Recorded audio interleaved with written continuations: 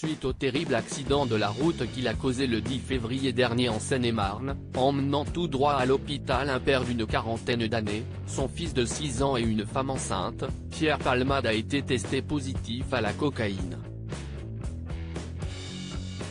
L'humoriste de 54 ans était assigné à résidence au service d'addictologie de l'hôpital Paul Brousse à Villejuif, dans le Val-de-Marne, où il est surveillé par bracelet électronique. Dans le milieu du showbiz, l'addiction à la drogue de la star était connue de tous et lui-même n'hésitait pas à en parler. Nos confrères de BFM Télévision sont revenus sur ces soirées coquines qu'il organisait chez lui, dans une enquête diffusée ce vendredi 17 février.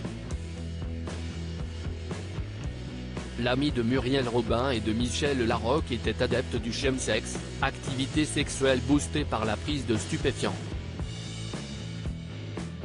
Tout se passe chez moi. Avec un mec, 2 ou 3.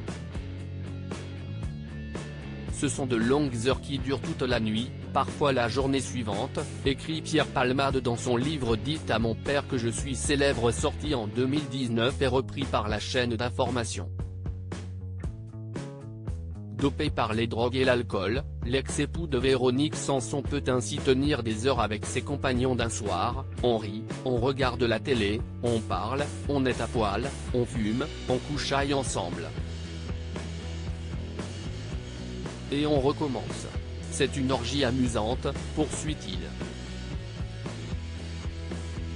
Pour le docteur William Lowenstein, addictologue interviewé par nos confrères, ces molécules de synthèse, dites de catinone, sont consommées de plus en plus parce qu'il s'agit de super-cocaïne retard qui permettent de faire des marathons du sexe pendant 48 heures ou 72 heures et de repousser ses limites des sensations et de la relation sexuelle.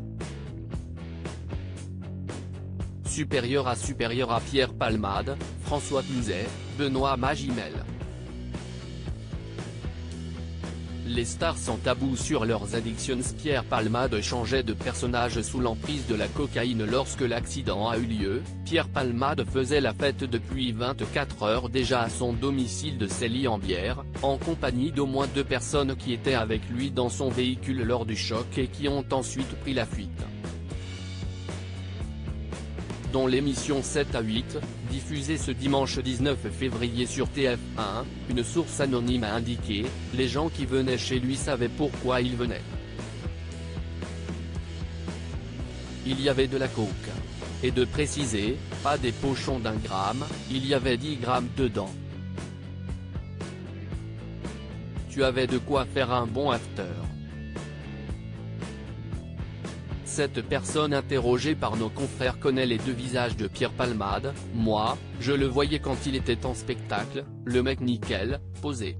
Mais, il avait un défaut la nuit, c'est que c'était un loup. » Selon lui, le comédien changeait de personnage avec cette merde, note de la rédaction, la cocaïne, et l'alcool.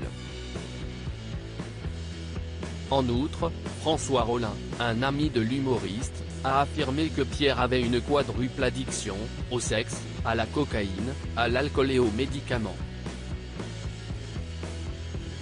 Crédit photo, Jack Tribeca.